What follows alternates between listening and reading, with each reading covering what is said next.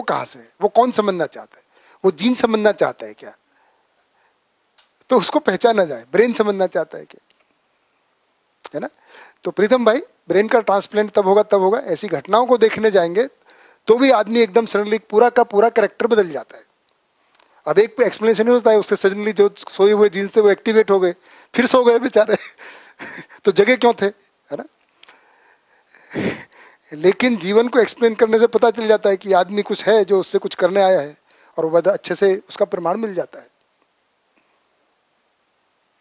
ना। तो brain transplant जब होगा, वो कोशिश चल रही है, तो इन घटनाओं का भी अध्ययन किया जाए।